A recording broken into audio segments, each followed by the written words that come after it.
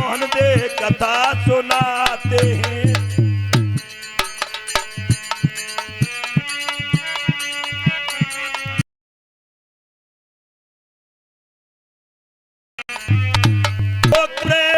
सुनते ही वो मन इच्छा फल पाते हैं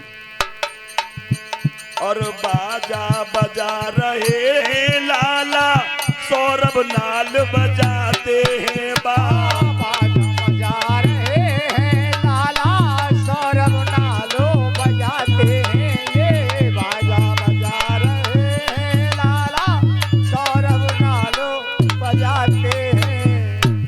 कसौटी साफ कहती है ये पीतल है ये सोना है। ओ कसौटी साफ कहती है ये पीतल है या सोना है। कसौटी साफ कहती है या पीतल है या सोना है। कसौटी साफ कहती है ये पीतल है ये सोना है। मेरा जो भक्त है प्यारा मेरी गोदी का खिलौना है। मेरा जो भक्त है प्यारा मेरी गोदी का खिलौना है। मेरा जो भक्त है प्यारा मेरी गोदी का खिलौना है। मेरा जो भक्त है प्यारा मेरी गोदी का खिलौना। भक्तों, शहर आगरे के रहने वाले एक सेठ और सेठानी थे। सेठ जी और सेठानी मां शेरा वाली के परम भक्त थे, लेकिन दुख का कारण था कोई संतान नहीं थी। एक बार सेठ जी और सेठानी बाजार से जा रहे थे तो रास्ते में क्या देखते हैं, कुछ जाति लोग पीले पीले वस्त्र पहन करके मां शेरा वाली के जयकारों की आवाज लगाते हुए जा रहे थे। तो सेठानी कहने लगी, भगत जी आप ये पीले पीले वस्त्र पहन करके जयकारे लगाते हो कहां जा रहे हो, किस लिए जा रहे हो, कृपा करके हमें बतलाइए। तो भगत जी कहने लगे कि हम मां शेरा वाली के दर्शन करने नगरकोट के लिए जा रहे हैं। सेठानी कहने लगी, भगत जी नगरकोट जाने में तो बहुत खर्चा होता होगा, क्या इसके बदले में मां शेरा वाली हमें कुछ देती हैं?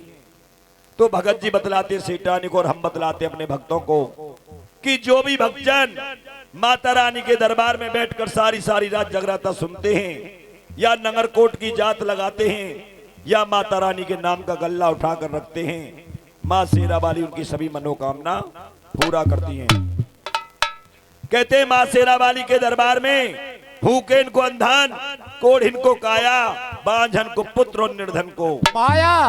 और जिसकी जैसी मनोकामना होती है मां शेरा वाली उसे अवश्य पूरा करती हैं।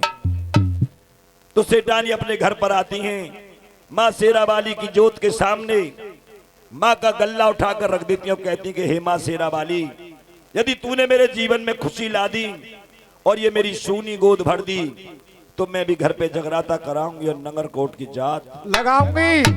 कुछ समय बाद सेठानी के घर पर मां शेरा वाली की कृपा होती है और एक संतान पैदा होती है पुत्र के रूप में, जिसका नाम होता क्या? धानु। धानु। प्यारे भक्तजनों, धानु का जन्म हो जाता है। सेठानी सोचने लगी बच्चा छोटा और ये बदलता हुआ मौसम, अभी क्या जात लगाई जाए। बच्चा धीरे धीरे बड़ा होने लगा और सेठानी के मन में लालच छाने लगा। सेठानी सोचने लगी कि एक बच्चे की भी जात लगानी और दो की भी, क्यों ना ये जात जब लगाई जाए जब हमारे दूसरी संतान हो जाए। तो धानु, प्यारे भक्तजनों, सेठानी के दूसरी संतान होती नहीं और धानु की जात लगती नहीं है। मां शेरा वाली उनसे रुष्ट हो जाती हैं और धानु के कोढ़ पैदा हो जाता है। आज मां शेरा वाली अपना परिचय देती हैं कि सारे भक्त मेरे दरबार में आ चुके हैं, लेकिन एक मेरा धानु भक्त अभी तक दरबार में नहीं आया। तो लांगुरिया को भेज करके परिचय देती हैं स्वप्न में कि हे धानु भक्त, यदि तू मेरी जात लगाएगा तो सारा कोढ़ दूर हो जाएगा। किस प्रकार से धानु भक्त मां शेरा वाली के दर्शन करने के लिए जाएंगे और कहानी कैसे आगे बढ़ेगी और प्यारी प्यारी सभा कितनी शांति व्यवस्था बनाकर सुनेगी। कह दो सच्चे दरबार की जय।